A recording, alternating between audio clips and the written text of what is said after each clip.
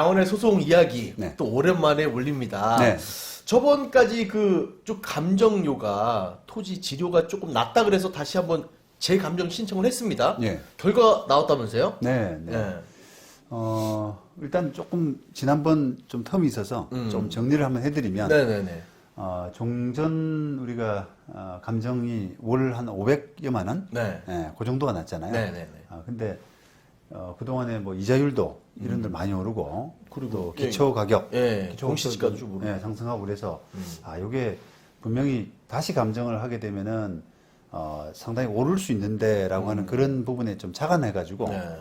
우리가 사감령까지 좀 받았잖아요. 네. 한 800만 원 가까이 나왔죠. 네, 그 월 한 800 800만 정도. 원. 500에서 800이니까 엄청나게 지금 많이 오르죠. 단기간임에도 예. 불구하고 굉장히 많이 뛰어서 우리가 이제 그걸 바탕으로 재판부에다가 일단 그 변론 재개 신청을 했습니다.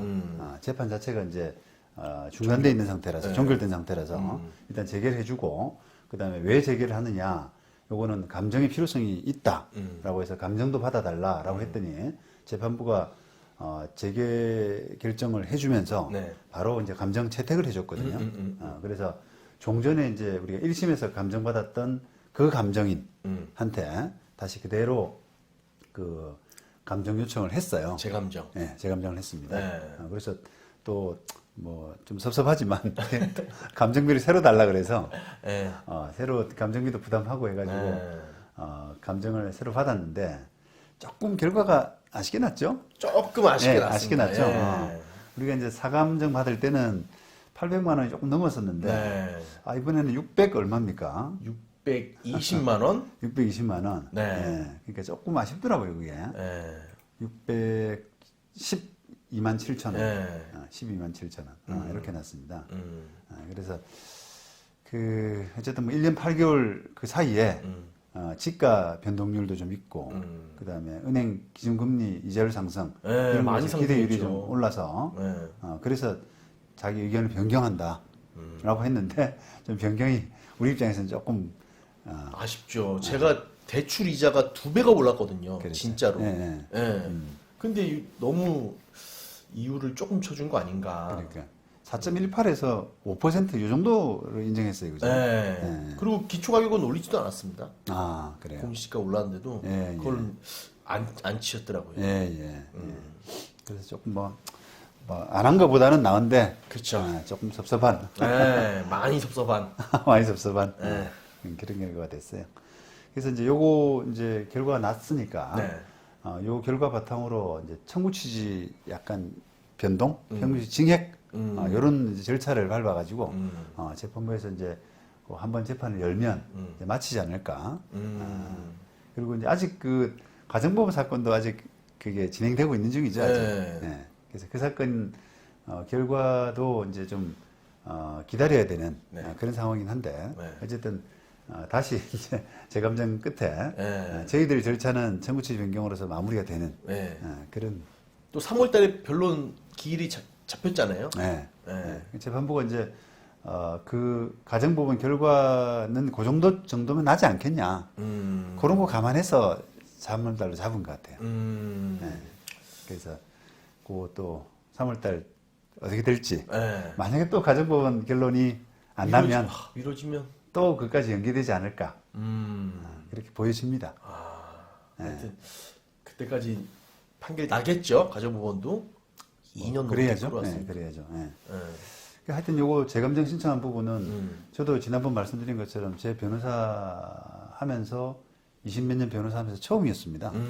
재판 도중에 이렇게 1심 감정이 난 상태에서 2심에서 다시 물론 이제 처음부터 감정해달라 이렇게는 할 필요 없이 최근 부분을 이렇게 해달라라고 이렇게 요청한 게 처음이라서 그게 이렇게 결과물로 좀 받아들여지고 만약에 이게 이제 우리가 통상적인 관행처럼 그냥 1심 감정을 그냥 쭉 가져가 버렸다면 시세는 이만큼 올라와 있는데 그렇죠. 아쉽죠. 그거를 500만 원으로 계속 만족하라. 그 철거할 때까지.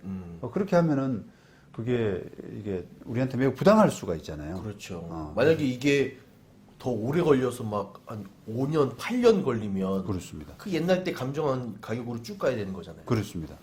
그러니까 이제 그거는 너무 우리한테 좀 힘든 시간이 되니까 실제로 또 그런 감정 결과 끝에 이렇게 고생하시는 분들도 가만히 있습니다.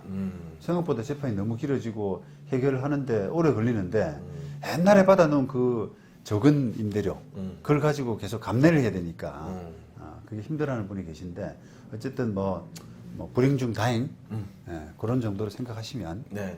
될 것 같습니다. 아, 그러면 변호사님도 처음으로 이렇게 해서 나온 거네요. 그렇습니다. 그래서 저도 이제 처음이고 저도 이제 25년차 변호사로서 처음이기 때문에 그 재판부도 그런 경험이 많지 않을 거예요.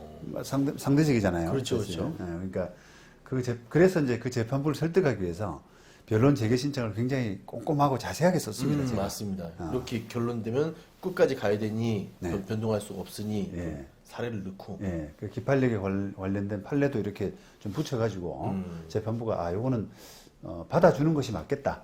제 감정을 받아주는 것이 맞겠다. 이런 이제 그 마음을 정하시도록 제가 좀 열심히 썼죠. 그래서 그 끝에 이제 그런 결론이 났는데 조금 아, 좋습니다. 네. 기대치 한 70%? 결과물이? 그렇죠. 좋습니다. 하여튼 양원의 소송 이야기 또 가정부문에 어떻게 또 결론이 날지 네. 판결이 날지 그리고 또 이거 항소심 어떻게 될지를 또 다음 영상으로 또 소개해 드리도록 하겠습니다. 마치기 전에 제가 한 가지 또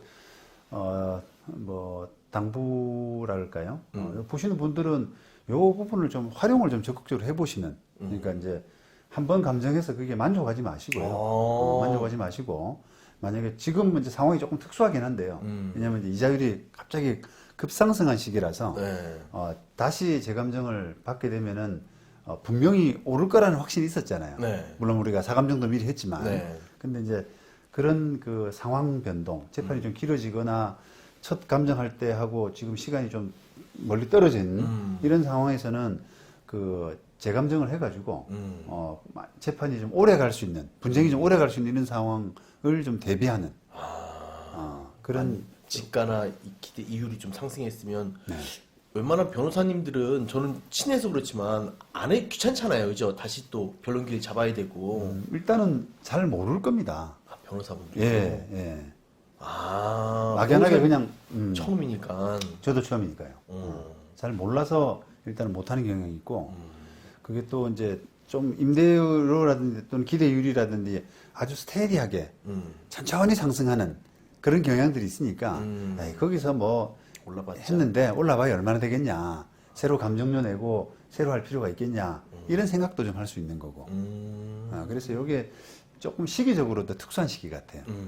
근데 우리는 마침 활용을 잘 한 편이고 만약에 안 했다 그러면 정말 이게 소가리를 했을 수 있는 한 분쟁이 2, 3년 이상 간다고 그러면은 액수가 크잖아요. 그렇죠.